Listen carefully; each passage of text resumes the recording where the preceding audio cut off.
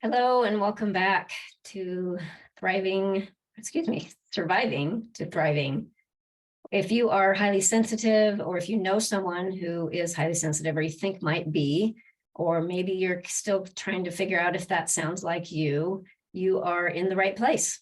And it is my goal to help you move from just surviving, struggling, feeling overwhelmed, feeling like you need to be fixed or that there's something wrong with you, moving from there to really thriving, to actually honoring yourself as a highly sensitive person, or maybe honoring somebody else as a highly sensitive person, and really recognizing, acknowledging the amazing gift that it truly is so that you can use it as your superpower. So today I want to just address a variety of different questions that tend to come up around high sensitivity.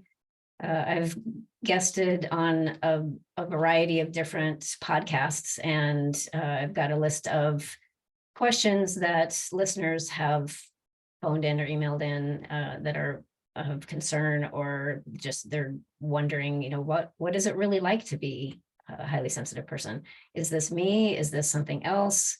Does this resonate?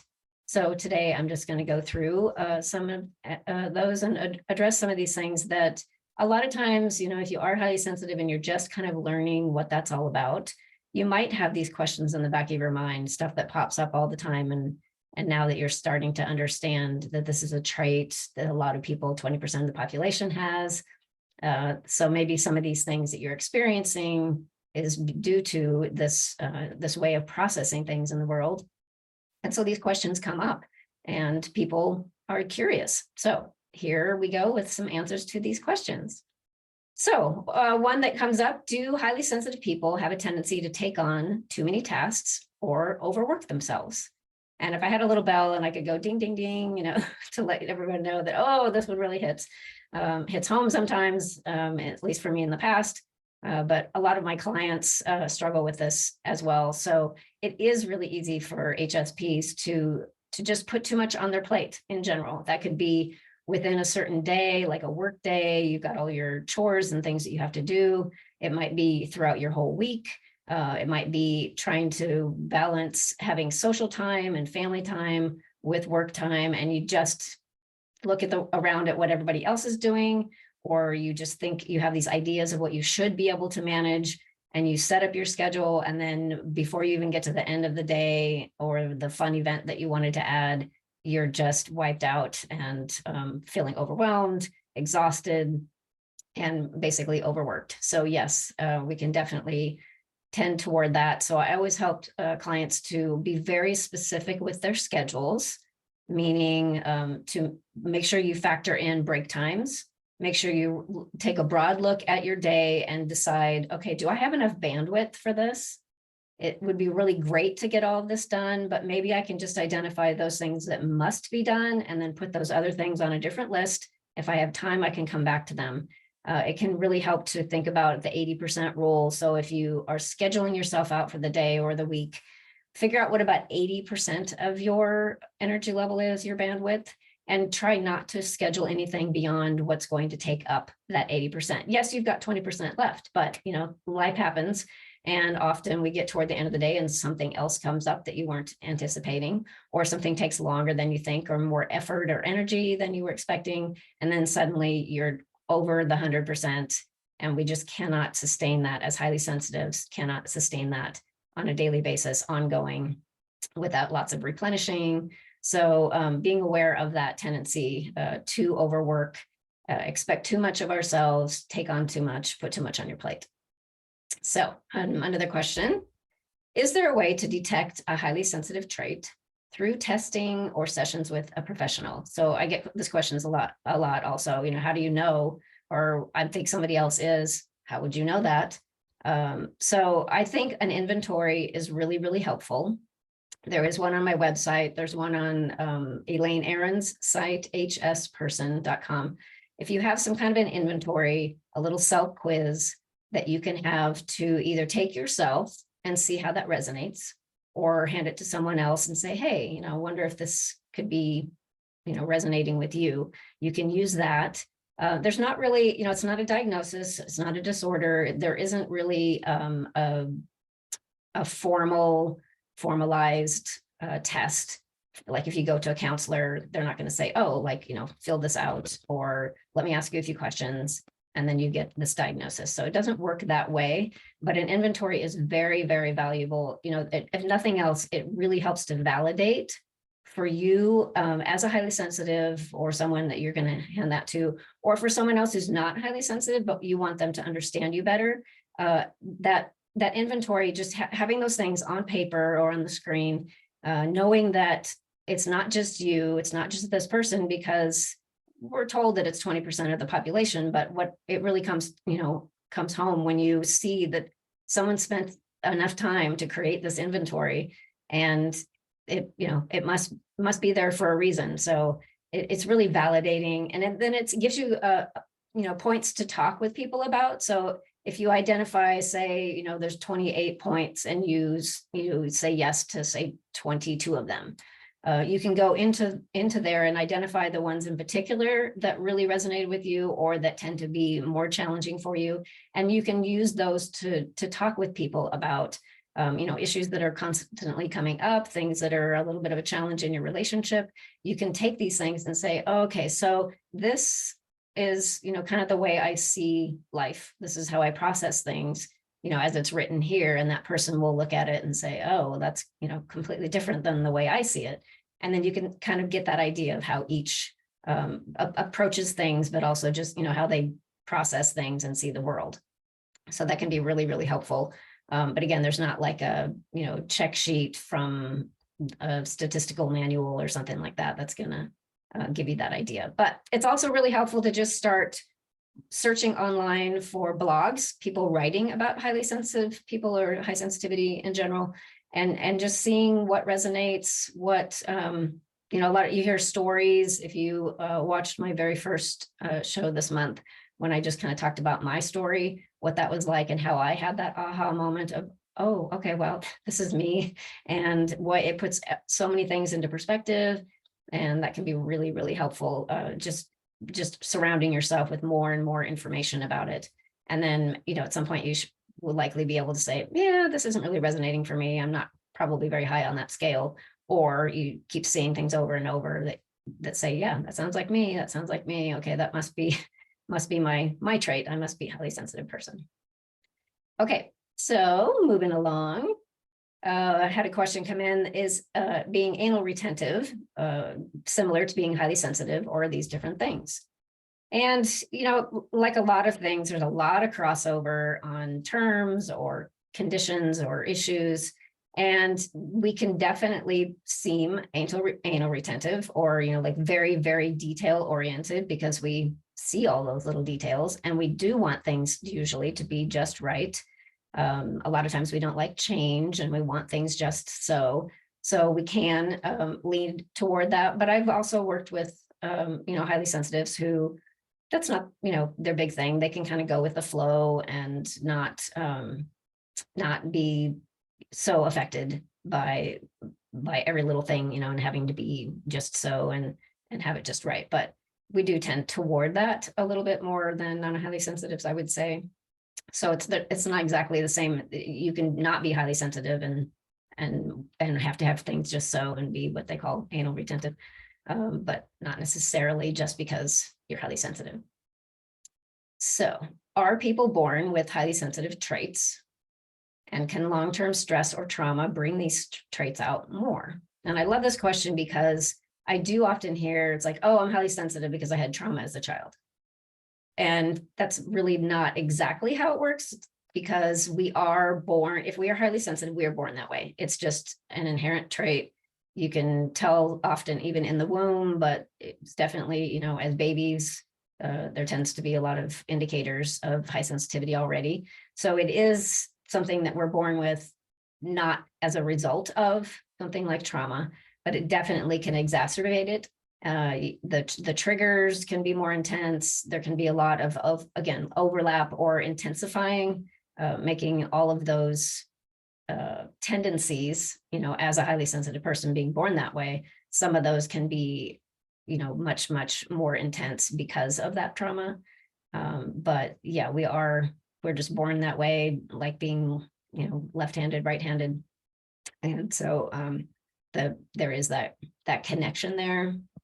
And for those who highly sensitives, we're really affected by the type of environment we have when we're growing up. So if we have a really supportive, loving environment, even if there's no awareness directly of high sensitivity, but people feel, loved and cared for and not in fear, we tend to develop stronger coping mechanisms than average. But the flip side of that is if highly sensitives do not have that supportive system, and they even experienced even small amounts of traumas, little t traumas, as they say, or something really, really powerful, significant kind of big T trauma, those things can definitely, just be much harder to manage because of that high sensitivity level. There's so much meaning made all the time and everything. So if you have a small child trying to make a sense of the stuff that's happening to them, it's going to be processed that much more deeply and that much more intense. So unfortunately, there is some of that overlap and that effect on those with trauma. Okay, so let's follow another question here. When you found out about the trait, was it easy to embrace it and find out more about it, or did it take some time? And this is probably different across the board for different people. I've talked with some who they've heard of the term high sensitivity, and they really didn't want to have any kind of a label. So they were really hesitant to go there and want to even address it. And then I've had others that were like me, where the second I found out about it, it was, like the light went off. It's like, duh, here I am. There's a reason for all of these things that I experience in my life and have in my childhood, my early adulthood.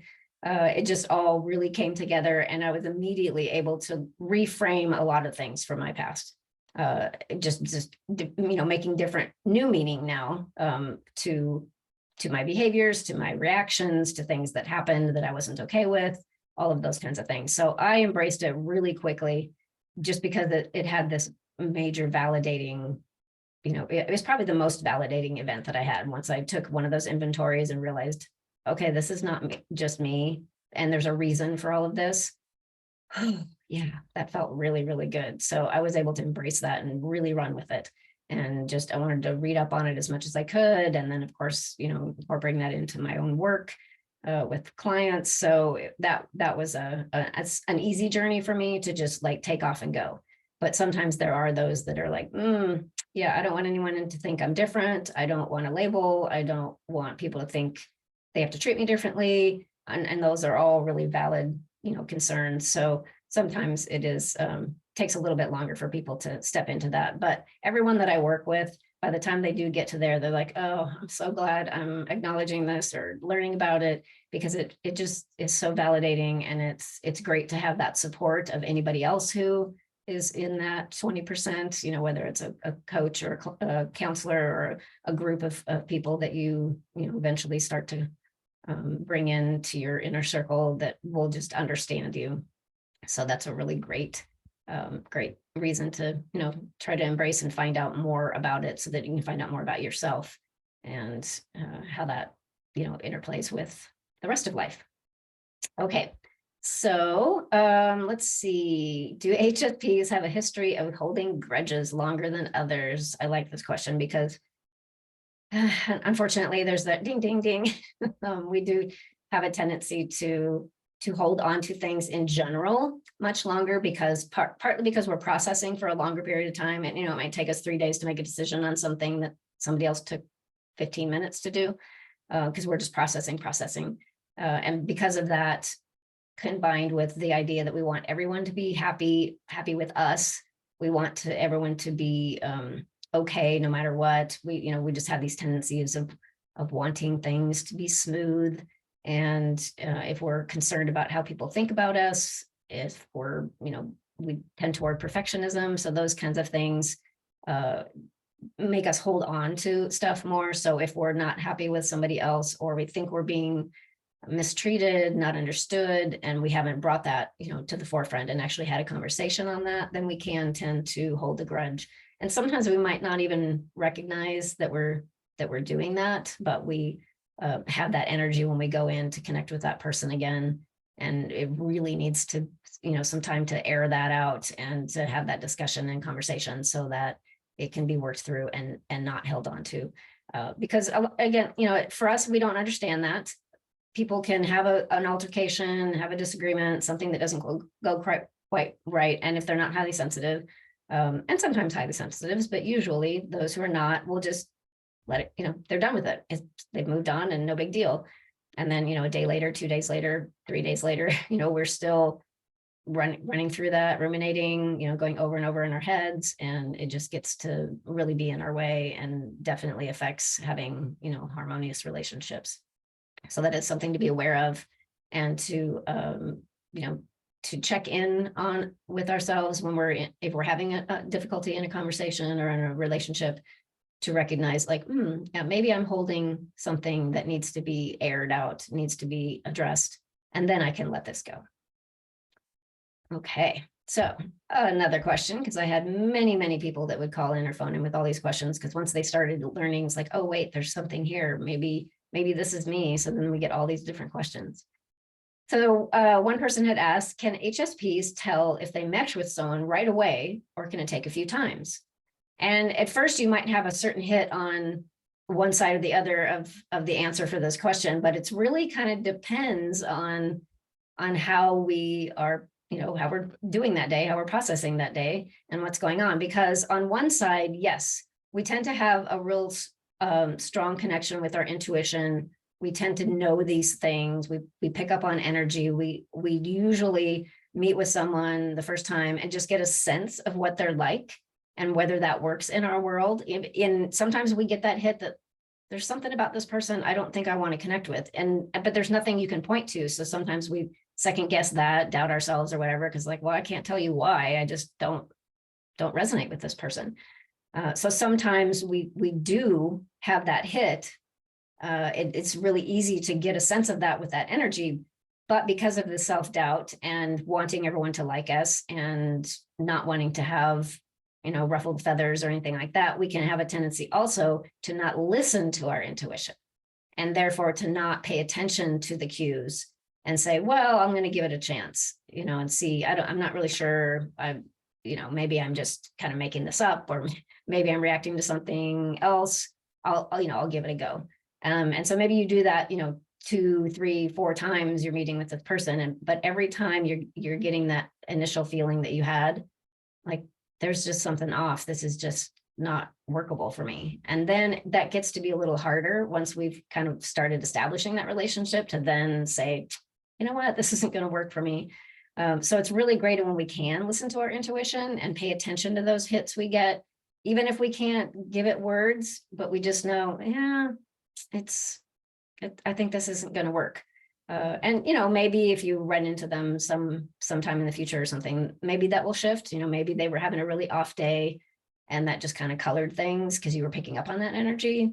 But overall, it tends to be just really important to try to listen to those hits that we get. So it could be both. And sometimes when we give people the benefit of the doubt, if we have had something going on, or maybe it triggers us and makes us think of somebody else, in the past, maybe down the road, after a couple of times, we relax a little bit, and then we can, develop that relationship with them. But those, really pay attention to those initial hits, because they are really strong, and they usually are pretty right on. And another one about intuition, which I pretty much just talked about. So we'll go on. What are some things HSPs can focus on when they get overwhelmed, and how can they recover from burnout? And this is such a great question. The very first thing I always work on with clients is calming the nervous system, because if we don't have that, we get too much in our buckets and we just get depleted and we can't manage anything. So some really simple things that can be really helpful if we are just overwhelmed in general. You just get to the end of the day and you're feeling like you don't have enough bandwidth left to take care of the rest of the projects that you have to do, or you're just feeling yourself, tensing up or wanting to just disappear and, hide from the world because it's just getting too much. The very first thing is always breathing. So if we can shift our breathing much deeper and much slower, the key is to really get a slow, steady breath, a little bit longer on the out breath than on the in breath. And the reason for that is that the vagus nerve, which you may have heard something about, triggers the part of our nervous system that lets us rest and digest. So HSPs tend to be stuck in this fight or flight, freeze or fawn mode, where we're constantly, even though there's nothing going on really that's dangerous, we're like running from the tiger constantly, because we're processing all that stuff like sponges. We're just bringing it in. And then if we don't take care of ourselves, then we get depleted. And it's that constant, fight or flight. So breathing slowly and with the exhale a little bit longer than the inhale, it triggers that vagus nerve, which immediately says, life is good. I'm safe. Everything's fine. And now I could relax. And then we shift into that rest and digest phase where the body can just do what it's supposed to do without having to be on alert all the time. So breathing is really, really great. If you can focus on trying to have 5 or 6 cycles of breath in and out breath in a minute. So you've got, say, 10 seconds per in breath, out breath. And so maybe that's like 4 seconds in, 6 seconds out, or 4 counts in, 6 out. So you're a little bit longer on that exhale. Such a power. It's super simple. You can do it anywhere, but it's really, really powerful. And then there are a variety of things you can do to just do, like in the moment, like a self-check and just say, how am I doing? What am I feeling? What's going on? And then if you realize that you're on edge and that you're feeling that like leading toward overwhelm, then you can pick, from your toolbox, of course. But one of the things besides breathing is just doing a little quick heart brain meditation where you place your hand on your heart space so that you're focusing on there, and just do some deep breathing, and then just focus on the air coming in to your heart space as if you're breathing through your heart, and then connect with a higher level, higher vibration emotion like appreciation, gratitude, love, peace, something like that. And you make that connection between your heart and your brain. And that can be done in like 2 minutes, 3 minutes. So you can do something like that, or do a body scan where you just close your eyes and just pay attention to each spot that as you go through your body. You don't have to do anything with it. You just notice like, oh, okay, I've got some tension in my jaw. Okay. Oh, I've got some tension in my, my shoulders. My gut's a little tight. And you just make yourself aware of it. But just by focusing in on that moment, everything else kind of recedes, and then you can kind of replenish and calm yourself down. So the second part of that question on how you can recover from burnout, the best thing, of course, is to try to prevent it so you don't get to that point of burnout.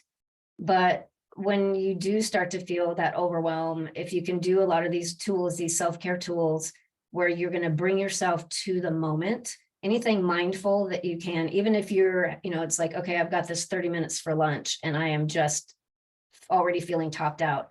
As you're eating, pay attention to every single bite and what the texture is, what the smell is, what your seat, feels like that you're sitting on. Just really, really be in that moment.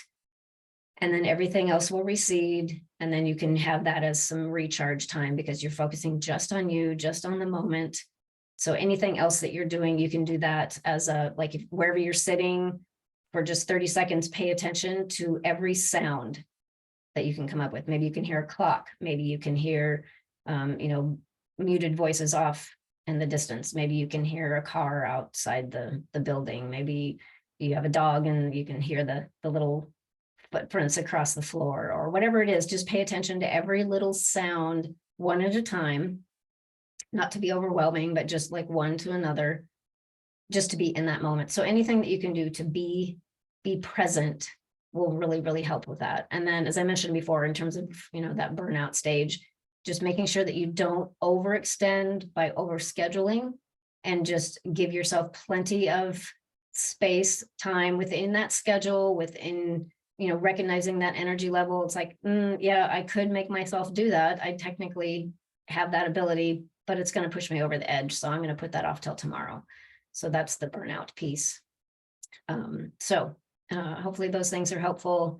And you can, of course, find out more information on my website with some different tips and resources. But those are some good go-to ones, like right in the moment if you are starting to feel overwhelmed.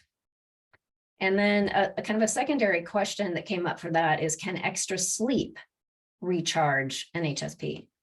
And I would say yes and no. It's really, really important for us to get a good quality, good length of time for our sleep. 7, 8, 9 hours, whatever resonates for you the most, of really good quality sleep. So sometimes that means making sure you turn off all of your devices and anything that's going to engage your brain, like a full hour before you go to bed, and do something that's really calming and soothing, very quiet, doesn't engage the brain too much, so that when it is time to go to sleep, you can go to sleep and be fully, resting, getting that restful sleep the whole time. If that's the only thing that you're doing to recharge, I would say it is definitely not enough.